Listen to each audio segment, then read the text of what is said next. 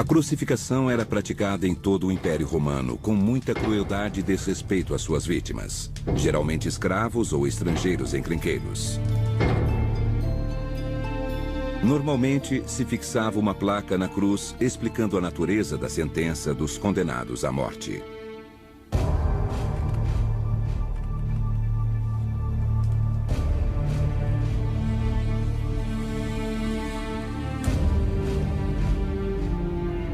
Esta é a história de como uma execução realizada numa província remota do Império Romano se tornou a imagem central do cristianismo.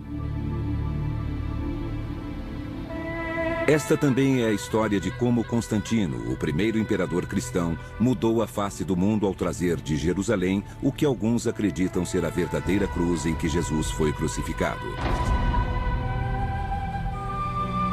E, surpreendentemente, é também a história de como um pedaço daquela cruz, a placa com o nome de Jesus, pode ter sobrevivido 2000 anos. Em busca da verdadeira cruz.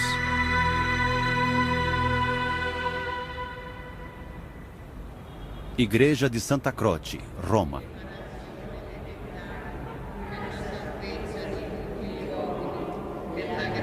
Por 700 anos, a Igreja de Santa Croce, em Roma, vem guardando uma pequena placa de madeira com a escrita quase apagada.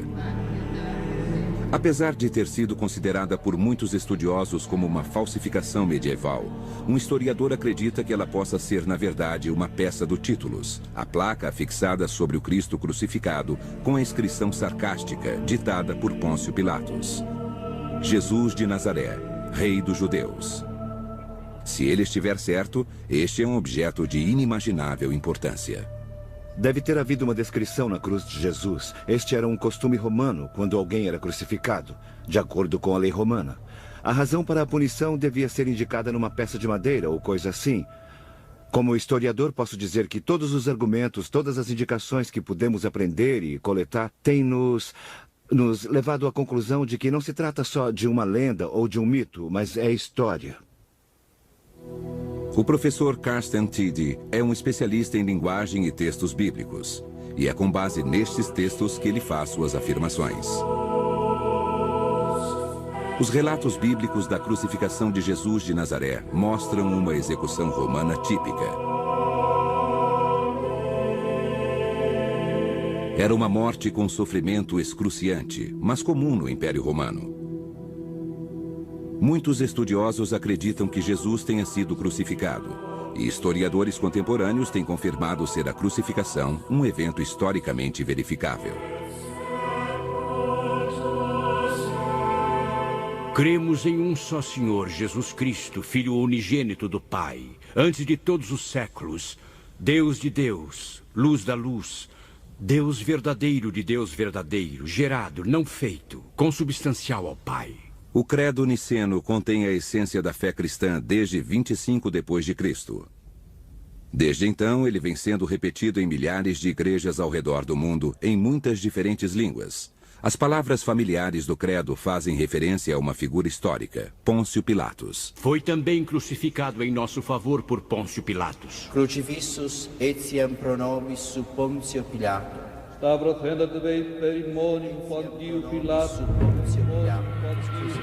Crucificado por Pôncio Pilatos. Pôncio Pilatos presidiu centenas de execuções na distante província da Judéia. E ele entrou para a história como o homem que sentenciou Jesus de Nazaré à morte.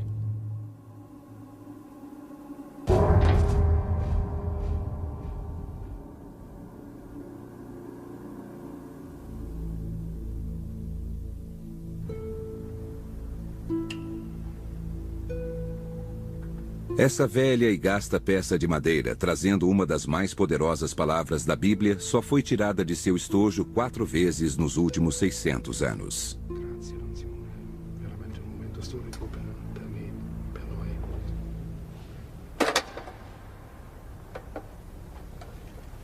O Vaticano não permitiu nenhuma análise científica, como, por exemplo, a datação do carbono para estabelecer a idade exata da madeira. Mas, baseado em evidência textual, o professor Tidd acredita que ela foi escrita sob as ordens de Pilatos no dia da crucificação. Para Carsten Tidd, esta é uma janela para um momento da história, um momento que transformou o mundo para sempre.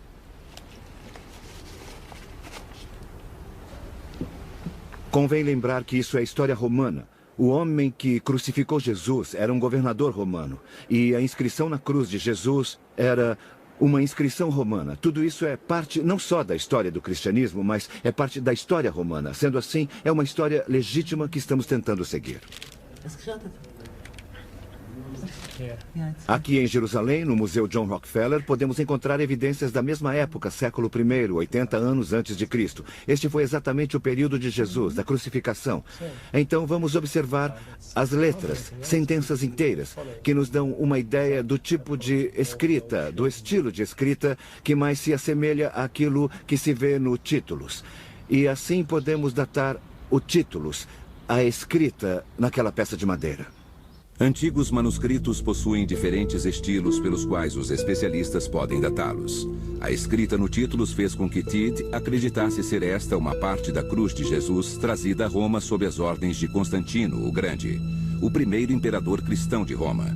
O historiador Matthew d'Ancona é coautor do livro Em Busca da Verdadeira Cruz, com Carsten Tidd. Carsten Tidd já fez muitos trabalhos importantes. Inclusive, conseguiu redatar um fragmento de um manuscrito do Evangelho de São Mateus como sendo dos anos 60 d.C., século I, o que mudou os rumos dos debates sobre a origem do Evangelho. Então, ao estudar o Títulos, ele já era considerado um especialista mundial estabelecido e admitidamente controvertido. Nenhuma área de estudo tem se mostrado mais controvertida do que as relíquias bíblicas.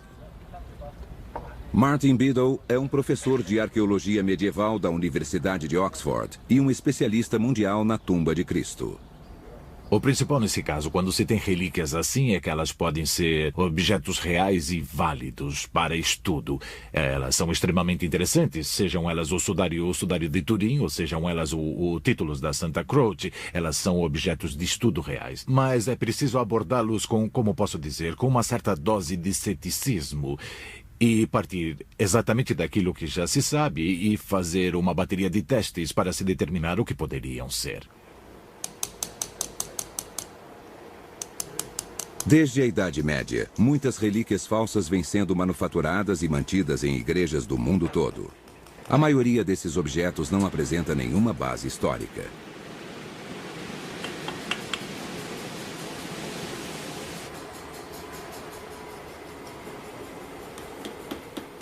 Entre eles estão milhares de peças de madeira, assim como esta peça em Santa Croce de Roma, que se acredita ser parte da cruz do bom ladrão que foi crucificado ao lado de Jesus. A existência de tantas relíquias duvidosas é a razão do Títulos nunca ter sido investigado pelo Vaticano. Para afirmar que isso poderia ser parte da verdadeira cruz, é preciso investigar como a relíquia foi trazida para a igreja de Santa Croce. A igreja relata a árdua jornada feita por Helena, a mãe do imperador romano Constantino, à Terra Santa, onde no ano 306 ela teria achado a cruz verdadeira em que Cristo foi crucificado. Ao longo dos séculos, a jornada de Helena foi se tornando uma lenda, mas Carsten Tidd acredita que por trás desses mitos devem existir verdades históricas. A igreja de Santa Croce esconde um segredo. Parte dela é uma estrutura romana muito antiga, e atrás da igreja estão os restos do Palácio de Helena. E foi bem aqui, para este lugar, que ela trouxe parte da cruz verdadeira e o Títulos. O fato daqui ter sido o Palácio de Helena faz com que aumente a convicção de Tidd do Títulos não ser apenas mais uma relíquia duvidosa, mas sim um artefato histórico e o resultado da jornada de Helena. Aqui mesmo na igreja, a descoberta por Helena da verdadeira cruz está representada por afrescos bem acima do altar. Apesar dela estar com 80 anos, ao fazer sua jornada para Jerusalém, ela aparece como uma mulher jovem, fazendo com que todo o evento seja ainda mais envolvido em misticismo. Mas a jornada de Helena deve ter começado aqui, e foi com certeza aqui que ela passou os últimos dias de sua vida. Roma está cheia de pistas mostrando a realidade sobre a jornada de Helena. Não muito longe de Santa Croce, existe um mosteiro bem pouco visitado, Quattro Coronoti. Trata-se de uma pequena capela onde uma série detalhada de afrescos datando do final da Idade Média nos conta a história de Helena e Constantino. Teed acredita que muitos fatos históricos sobre sua jornada estão contidos nestas lendas.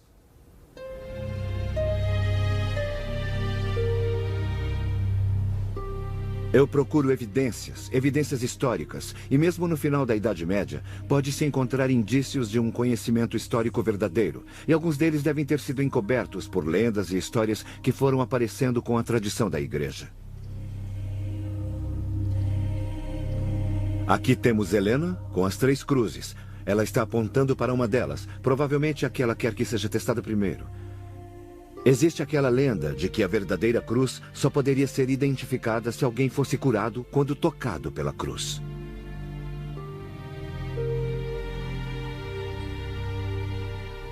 E então vem o próximo estágio, eis o mistério. O que teria acontecido aqui? Com certeza é alguma coisa que não podemos ver, que não sabemos mais. E esta é a parte de nossa busca, descobrir o que seria isso. Seria o Títulos?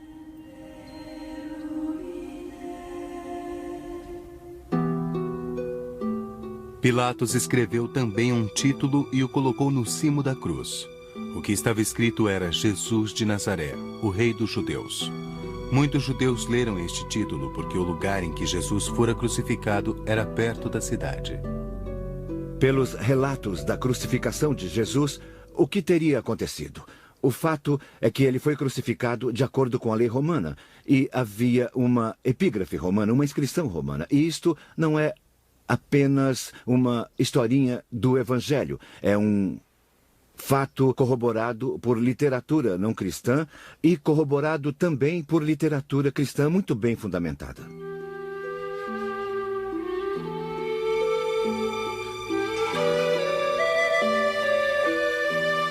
O pedaço sobrevivente do Títulos é apenas uma parte de toda a inscrição onde se lia Jesus de Nazaré, o Rei dos Judeus.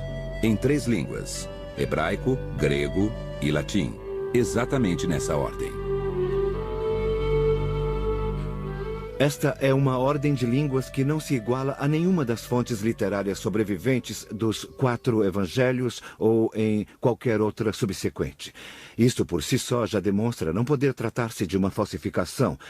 Uma cópia, obviamente, deve se basear em um modelo existente, mas todos os modelos, todos os evangelhos, outros modelos, têm uma diferente ordem de línguas. Para Teed, esta é uma evidência de que o Títulos teria sido escrito antes dos evangelhos. Em outras palavras, uma cópia com certeza iria seguir a ordem conhecida das línguas nos evangelhos.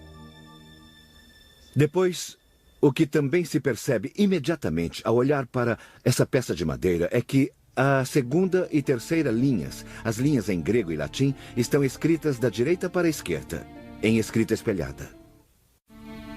Agora, escrever da direita para a esquerda é naturalmente a maneira hebraica. Isso poderia estar certo para o primeiro, mas não para o texto em latim ou grego. Assim, ninguém teria pedido para se forjar o Títulos assim tão errado. Então, existem esses 2 pontos de partida, as 2 coisas que se veem imediatamente. Observações que descartam de imediato a hipótese de uma falsificação. Ao contrário, ao se reconstruir a escrita espelhada, ela de repente se torna clara. Pode-se ler Jesus de Nazaré.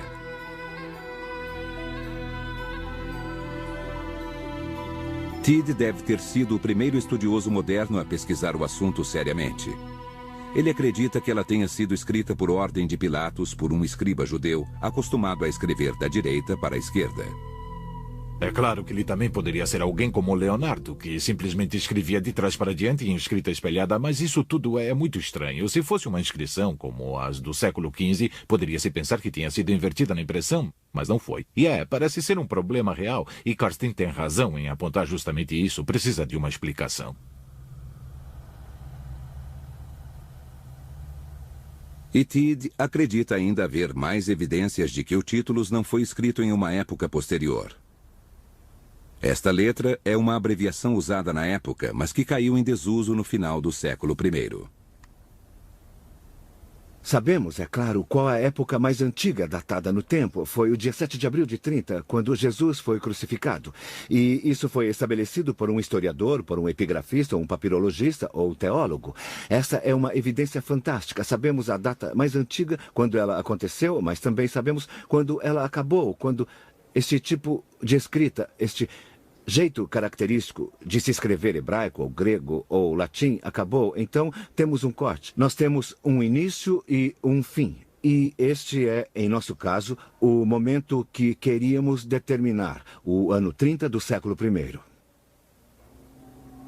Se o Títulos não for uma falsificação, o professor Tidd só precisaria determinar como ele teria ido parar em Roma.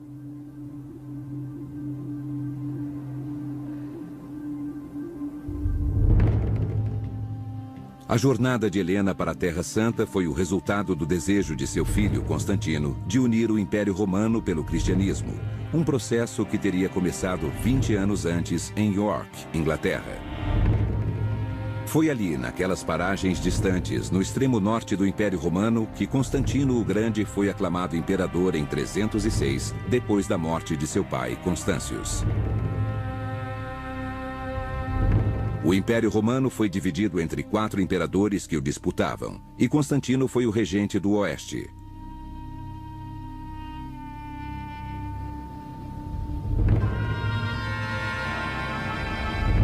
Aquele foi o começo da campanha de Constantino para tomar o controle de todo o Império Romano. Mas, a fim de obter sucesso, Constantino I precisaria derrotar seu amargo rival, o imperador Maxêncio, o regente de Roma.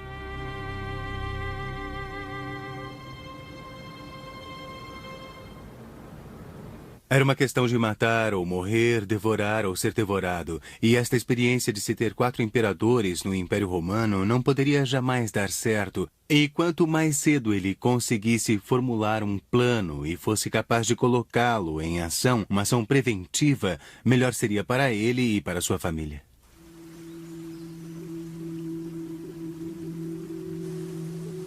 Para conquistar Roma, ele primeiro precisaria cruzar a ponte Milvia, que guardava a fronteira norte da Cidade Eterna. Aqui disse que Constantino teve uma visão da cruz. O que se dizia é que ela teria aparecido no céu acima de seu acampamento. Seu biógrafo assim escreveu: Constantino foi avisado num sonho para marcar o sinal mandado nos céus por Deus nos escudos de seus soldados. Então ele ordenou a seus homens que usassem este símbolo do cristianismo primitivo, o Shirob. Este foi o primeiro uso oficial de uma cruz cristã no Império Romano, apesar dela não ser estranha ao estilo romano tradicional. Esta figura sugere que Constantino poderia estar querendo criar um novo símbolo. Na manhã de 28 de outubro de 312, Constantino atacou as forças superiores de Maxêncio.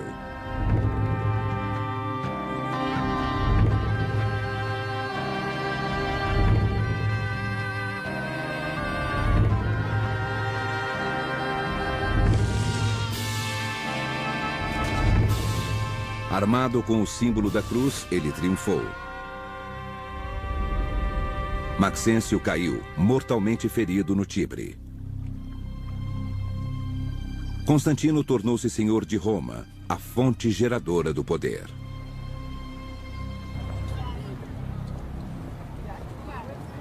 Bem próximo ao Coliseu, ele mandou construir um arco do triunfo para celebrar seus sucessos políticos e militares.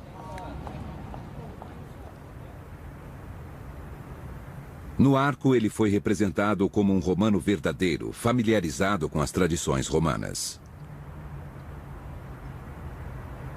Logo depois de sua vitória, ele legalizou o cristianismo, mas o único sinal do que ele tinha em mente foi este discreto tributo à inspiração divina. O que ele tinha em mente, então, era uma coisa que iria abalar as estruturas de Roma. A adoção do cristianismo por todo o império.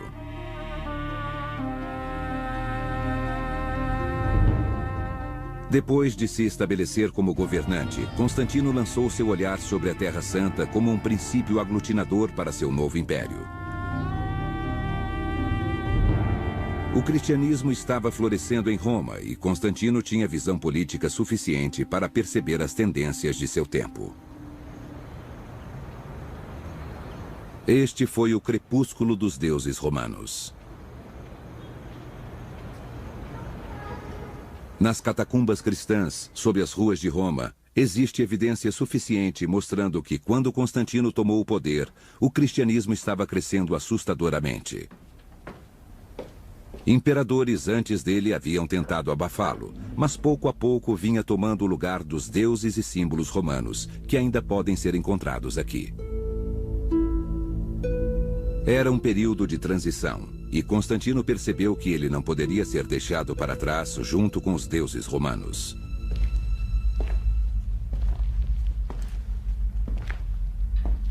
Os sinais do crescimento na confiança do cristianismo estão em toda parte, apesar da cruz ainda não ser o ícone que conhecemos hoje. A cruz não era objeto de adoração, era algo para quase ser imitado em oração.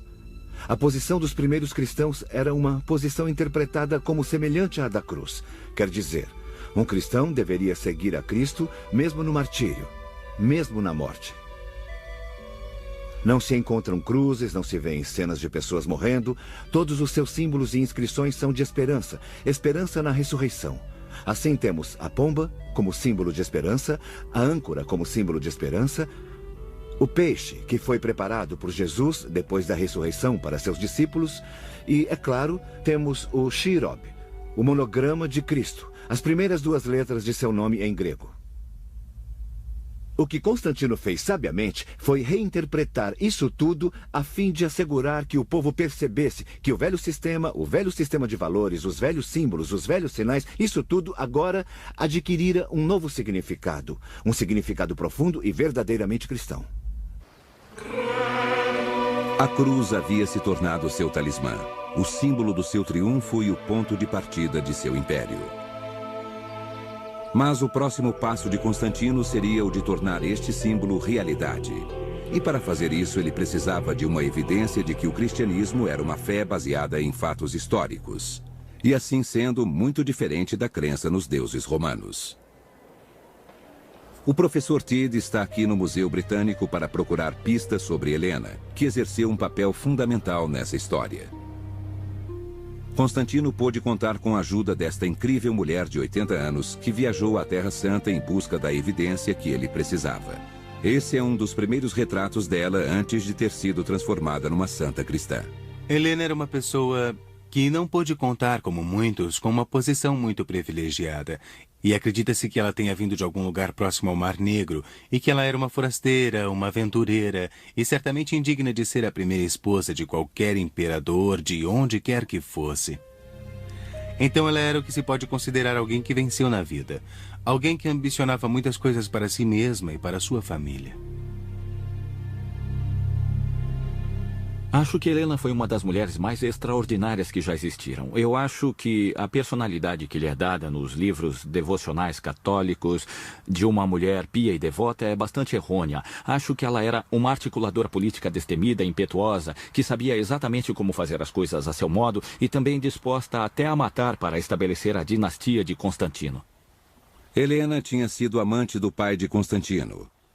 Ela foi colocada de lado quando Constantino chegou à idade de casar. Mas ela permaneceu próxima ao filho durante toda a sua ascensão ao poder. Constantino, com certeza, confiava nela o suficiente para mandá-la à Terra Santa, a fim de trazer evidências concretas para a nova religião. Eu estou convencido, sob uma perspectiva histórica, de que se trata de uma história verídica, que ela foi mesmo a Jerusalém e que ela encontrou os lugares e alguns objetos relacionados à figura histórica de Jesus. Helena estava com 80 anos ao empreender sua épica jornada de 2 anos para os lugares sagrados. Onde quer que fosse, relatos eram feitos com grande aparato sobre seu progresso. Uma coisa inteiramente nova na história estava acontecendo. A primeira peregrinação real. A jornada de Helena para a Terra Santa foi o desdobramento lógico da estratégia de cristianização que ela e o filho vinham tentando implementar por mais de uma década. Eles tinham ótimas razões para acreditar que ao chegar em Jerusalém eles encontrariam alguma coisa.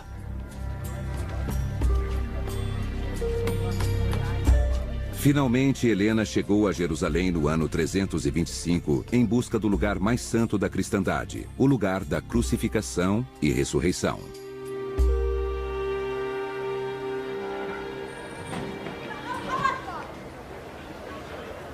Muitos lugares hoje encontram-se perdidos ou enterrados após 2000 anos de ocupações e reconstruções.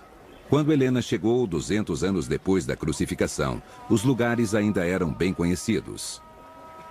Mas para provar que o Títulos é genuíno, é vital para Carsten Tiede provar que Helena procurou nos lugares certos. A questão da autenticidade dos lugares santos conhecidos, e particularmente o lugar certo da tumba de Jesus, tem sido objeto de uma longa controvérsia. Hoje em dia, a maioria dos historiadores acredita que o local da crucificação tenha sido aqui, sob o domo da Igreja do Santo Sepulcro. Muitas camadas de história se encontram entremeadas, umas por sobre as outras. 100 anos depois da crucificação, um templo romano a Vênus foi construído na nova cidade romana de Aelia Capitolina, bem acima do local da crucificação. Um relato da época diz que ele já estava sendo demolido por ordem de Constantino e substituído por uma enorme basílica cristã quando Helena chegou ali. Quando Helena chegou, acho que o que encontrou ali foi a demolição do templo romano e o início dos trabalhos de construção do grande complexo de Constantino no local.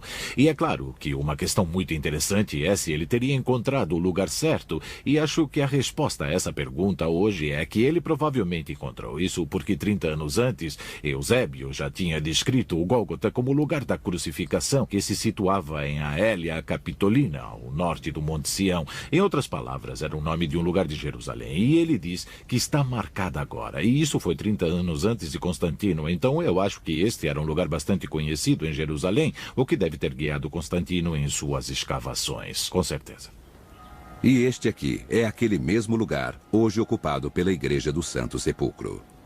Durante os primeiros séculos da era cristã, nunca houve nenhum local que pudesse se igualar ao Gólgota. Este mesmo lugar, hoje coberto pela Igreja do Santo Sepulcro. Outros locais seriam criados somente nos séculos 19 e 20.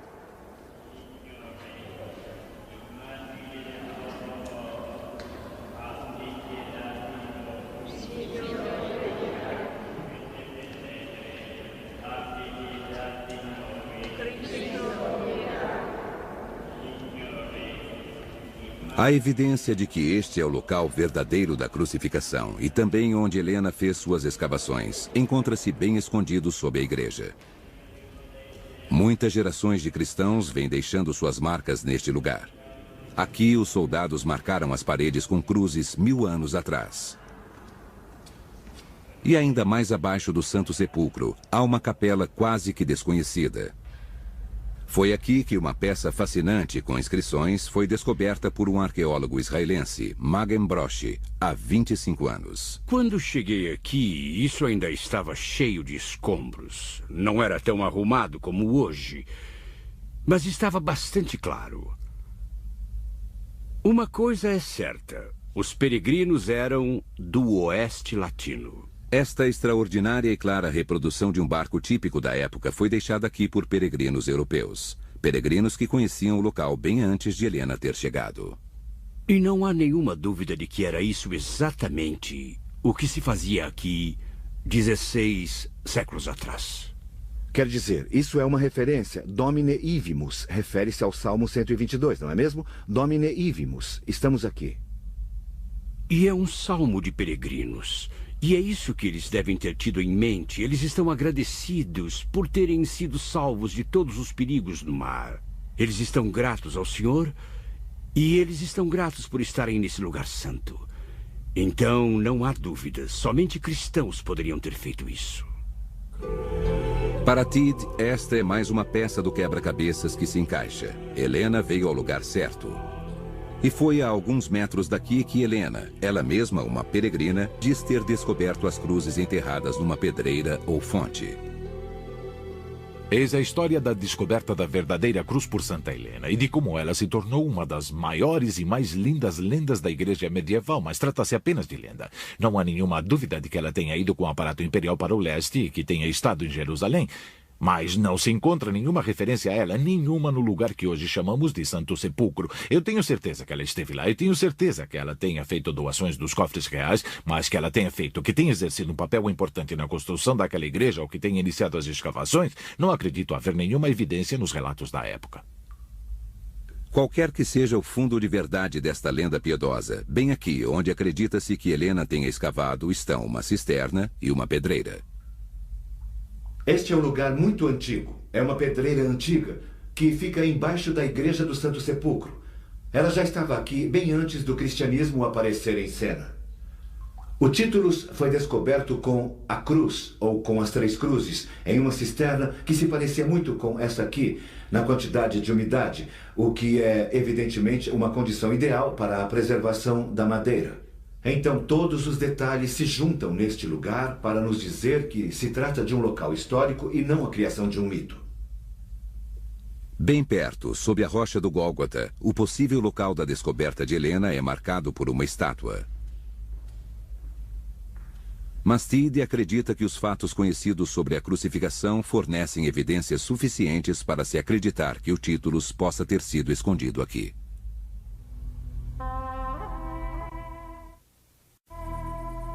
Tomaram eles, pois, a Jesus, e ele próprio, carregando a sua cruz, saiu para um lugar chamado Calvário, Gólgota em hebraico.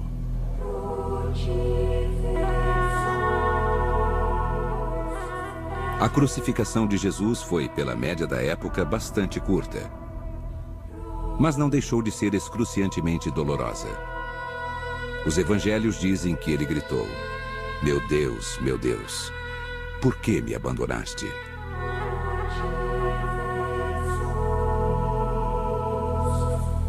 Havia diferentes formas de crucificação, havia diferentes tipos de cruz, diferentes maneiras de crucificar. Acredito que a engenhosidade sádica dos crucificadores dependia de quem era colocado na cruz. Joe Zayas é um antropólogo que vive em Jerusalém e que estudou técnicas de sepultamento e tumbas antigas. É difícil dizer se Jesus foi crucificado com 3 ou 4 pregos. A razão da maioria das pinturas cristãs mostrarem 3 pregos fica bem de acordo com a crença teológica do Pai, do Filho e do Espírito Santo, a Santíssima Trindade. O livro de Deuteronômio descreve um homem crucificado sendo acusado por Deus. Então deve-se perguntar qual a possibilidade do corpo de um criminoso condenado ser levado a um enterro judeu. Existe uma evidência dramática. Os restos da crucificação de um judeu foram descobertos nesse ossuário que leva o nome de Yohu Yaná.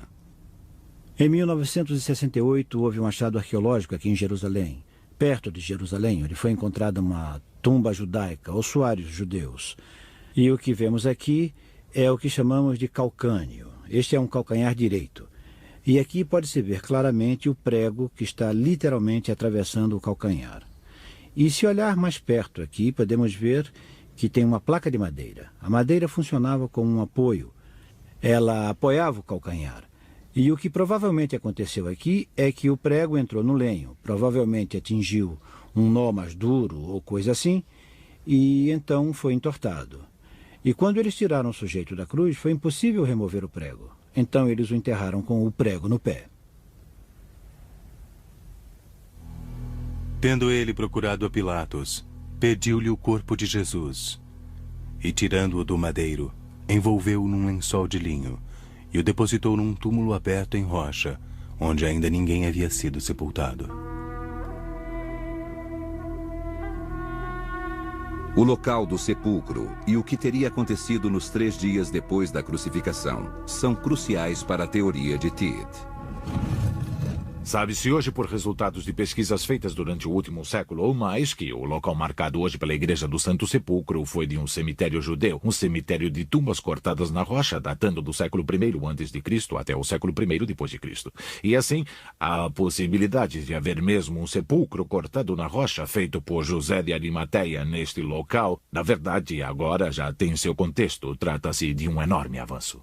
José de Arimateia pediu a Pôncio Pilatos explicitamente para poder tirar o homem da cruz e sepultá-lo. E assim ele poderia ter sido a pessoa que poderia ter pego e preservado a inscrição para poder passá-la aos membros da família de Jesus, como Maria, que na verdade também estava lá. Mas os evangelhos também dizem ter Jesus se levantado dos mortos e que a tumba foi encontrada vazia, com a pedra empurrada para o lado. Apesar de não se poder ter certeza, o professor Tiede acredita que a cruz e o títulos tenham permanecido em Jerusalém, perto da tumba de José de Arimateia, que era muito bem conhecido pelos cristãos primitivos. Ele acha que os objetos sagrados ficaram enterrados sob a cidade romana, onde foram encontrados por Helena em 326. E, é claro, todos sabemos, pela descrição da demolição do templo romano, que pedras e terra e madeira foram removidas. E a maneira como eu vejo isso é que algumas ripas de madeira foram mesmo encontradas durante a construção da grande igreja de Constantino. Era um complexo enorme, não apenas uma igreja, mas um complexo enorme. E também o tipo de provas que as pessoas queriam na época não era o mesmo tipo de provas que procuramos hoje. Havia muitas tábuas. E acho que alguém deve ter dito: meu Deus, isso, o que poderia ser isso? Vejam onde estamos. Esses devem ser alguns pedaços da verdadeira cruz. E caso isso pareça pueril demais, eu não acho que seja assim tão simples. Isso é apenas a evidência de uma atitude diferente.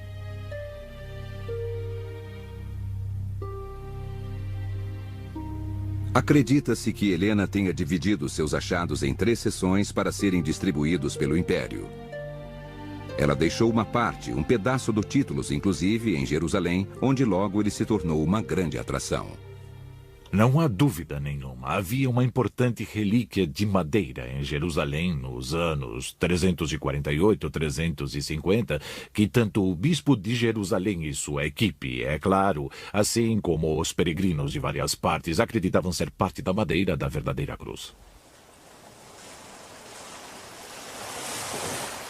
Uma outra parte foi para Constantinopla, que Constantino tinha tornado a capital de seu império.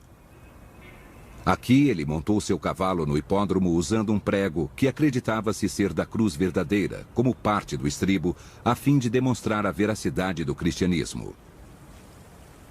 Essas relíquias acabaram por se perder em batalha, provavelmente por volta do século VIII.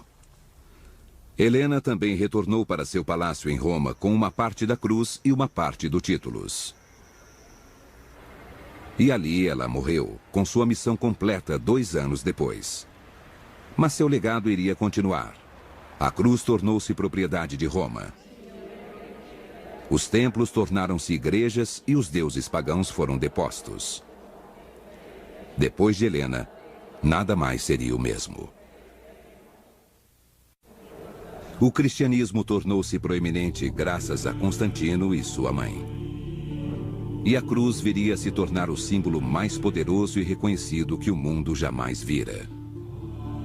A expressão do triunfo do cristianismo, o seu logotipo.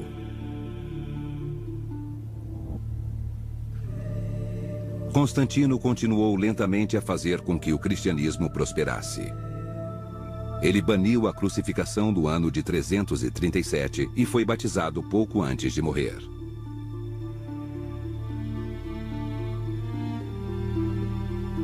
Uma moeda o mostra subindo ao paraíso numa carruagem com uma aparência um tanto pagã demais. Ele foi ambivalente até o fim. A jornada de Helena à Terra Santa tinha sido um catalisador para a mudança. Mas o que teria acontecido após sua morte à relíquia que ela descobrira? por 7 séculos, um pedaço daquilo que se acreditava ser a cruz verdadeira, assim como títulos deixados por Helena na Terra Santa, fizeram parte de uma longa história de captura e recaptura dos lugares sagrados.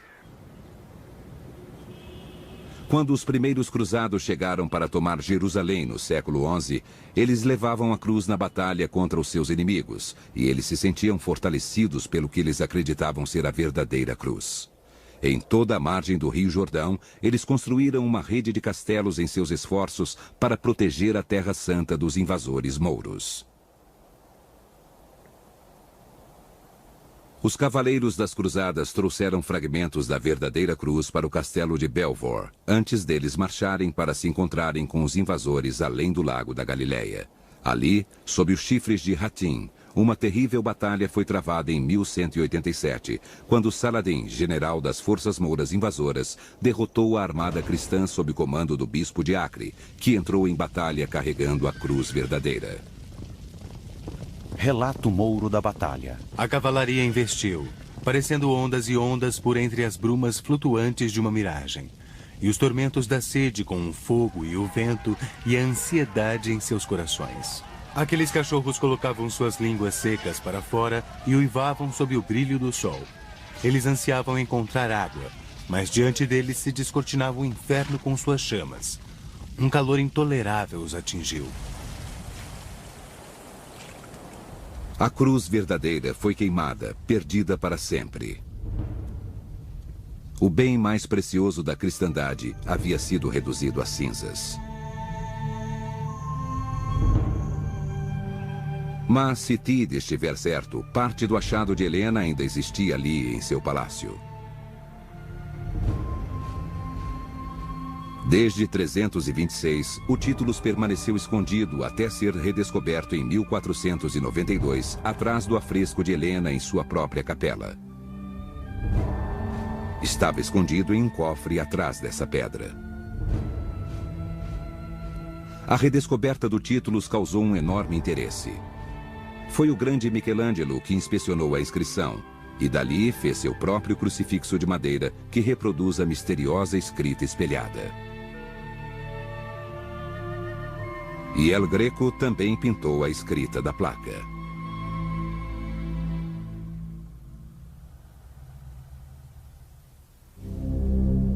E este é o mesmo pedaço de madeira que Carsten Peter Tid pôde seguir desde o Gólgota, o lugar da crucificação. Ainda se pode discernir as palavras em grego e latim e um pouco de hebraico. E também há traços do que poderiam ser pigmentos brancos e vermelhos, as cores que os romanos usavam para colorir estas placas. A madeira foi identificada como sendo de nogueira, muito comum nos tempos romanos, e encontrada por todo o Mediterrâneo. E foi uma placa de madeira assim que Pôncio Pilatos ordenou que fosse colocada na cruz de Jesus há 2000 anos, escarnecendo dele por se proclamar rei dos judeus.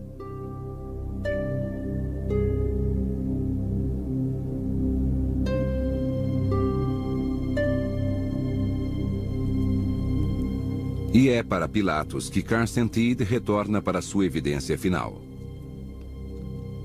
Esta é a única pedra encontrada com o nome de Pilatos. Tid observou que o estilo das letras aqui é o mesmo daquele do Títulos, um estilo que cairia em desuso depois do século I. Então, Tid acredita que a inscrição na placa não poderia ter sido escrita depois da época da crucificação de Cristo.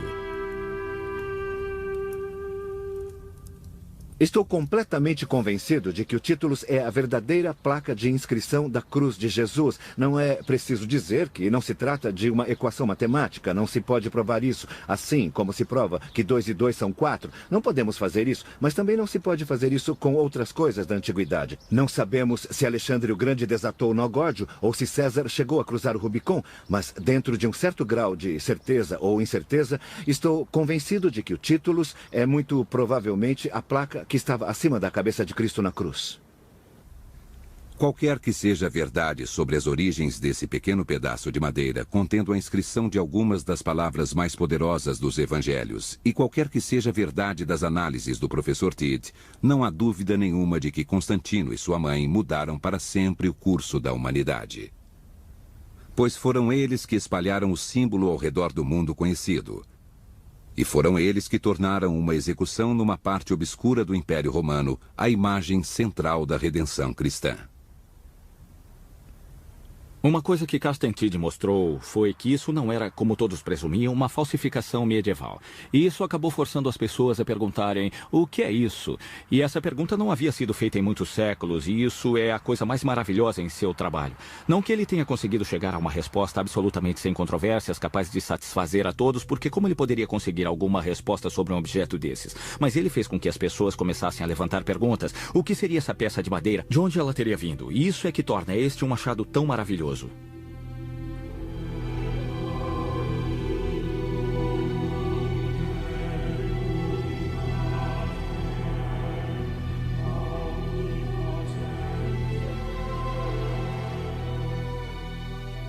Então, convocando a multidão e juntamente os seus discípulos, disse-lhes: Se alguém quer vir após mim, a si mesmo se negue.